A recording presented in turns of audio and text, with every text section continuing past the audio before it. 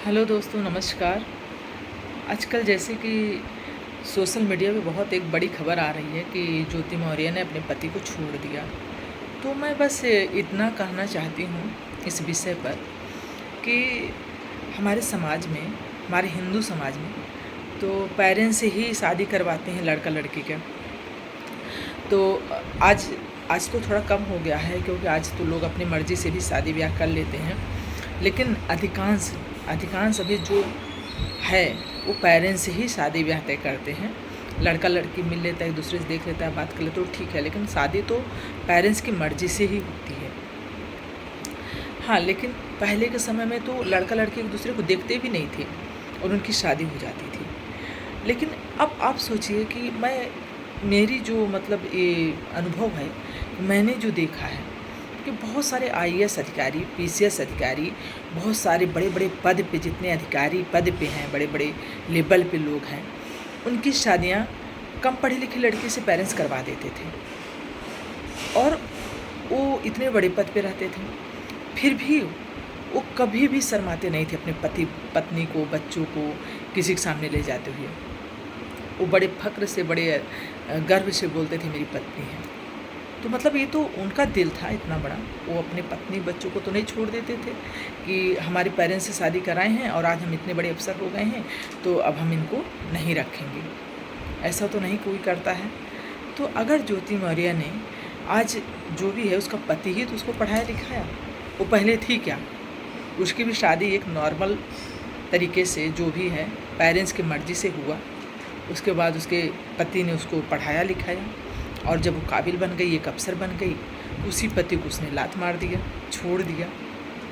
तो मतलब कितना, अगर इस तरीके से कोई औरत करती है तो निंदनीय है, इसकी निंदा करने लायक है।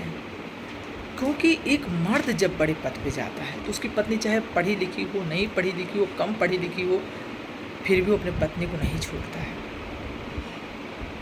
वो हमेशा अपने परिवार के, अपने बच्चों के, अपनी पत्नी की गरिमा की लाज रखता है, वो नहीं छोड़ता है। लेकिन आज ज्योति मौर्य ने करके दिखा दिया कि एक औरत जब अधिकारी बन गई तो अपने पति को ही छोड़ दी। और उस पति को, जो पति उसको पढ़ाया लिखाया, ये भी नहीं को पहले से ही पढ़ी लिखी हो, उसकी शादी ऐसी ही हो गई हो, उसकी शादी हुई परिवार के, दोनों परिवार के मत से, लेकिन उसको पढ़ाया उसके पति ने और उसी पति को छोड़ दी। सोचो मतलब कितना, मतलब कैसी सोच है। अगर औरत इस तरीके की सोच की होंगी तो सोचो मर्द तो बहुत अच्छे होंगे, बहुत अच्छे होते हैं, क्योंकि वो कभी अपने परिवार को छोड़ते नहीं, अपने बच्चों को नहीं छोड़ते, अपनी पत्नी को नहीं छोड़ते। उनके लिए वो जिस भी पद पे चले जाएं, लेकिन अपने परिवार को पहले रखते हैं, अपनी पत्नी को पहले रखते हैं। चाहे उनकी पत्नी बहुत पढ़ी लिखी हो तो ठीक है, अगर नहीं भी पढ़ी लिखी है, कम पढ़ी लिखी है, तो भी वो अपनी पत्नी को वही सम्मान, वही मान देते हैं जैसे वो अफसर होने के पहले देते थे। अफसर होने के बाद भी वही देते हैं सम्मान। वो तो अपनी पत्नी को नहीं छोड़ते हैं भाई। मैंने ऐसा बहुत सारे अफसर अधिकारी को मतलब देखा है, सुना है, उनकी पत्नियाँ कम पढ़ी लिखी रहती हैं, लेकिन फिर भी अपने पत्नी को वही मान सम्मान देते हैं, वही अधिकार देते हैं। वो अपनी गरिमा की हमेशा एक सम्मान रखते हैं कि मतलब इतने बड़े पद पे हैं। लेकिन अगर इस तरीके से हर कोई पद पे आ जाए और अपने पत्नी को छोड़ दे, अपने पति को छोड़ दे, तब तो हमारी संस्कृति में रह क्या जाएगा? हमारी संस्कृति में रह क्या जाएगा? आखिर हमारे जो पेरेंट्स हैं वो शादी करवाते थे, अब उसके शादी के बाद किसी का भी पति बड़े पद पे जा सकता है पढ़ाई करके, किसी की पत्नी भी जा सकती है पढ़ाई करके।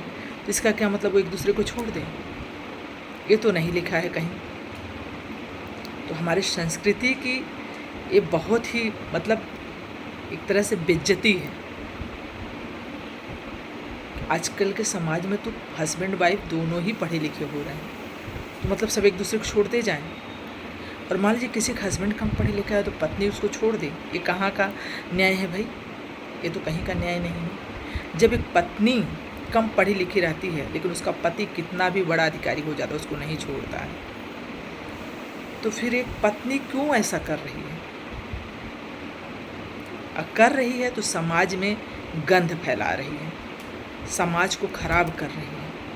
क्योंकि हमारी हिंदू संस्कृति में कहीं भी ये नहीं लिखा है कि आप बड़े पद पे चले जाओ तो पत्नी को छोड़ दो और बड़े पद पे चले जाओ तो पति को छोड़ दो।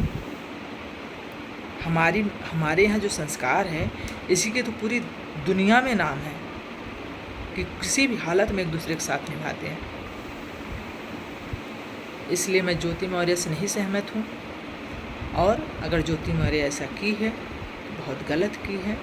उसको अपने पति को नहीं छोड़ना था, और उसको एक बार सोचना था कि जो पति मेरे लिए इतना किया, इतना संघर्ष किया, मुझे पढ़ाया लिखाया, मेरा साथ दिया, मुझे इस लायक बनाया, उस पति को तो पूजा करनी चाहिए, पूजा करनी चाहिए उस पति को।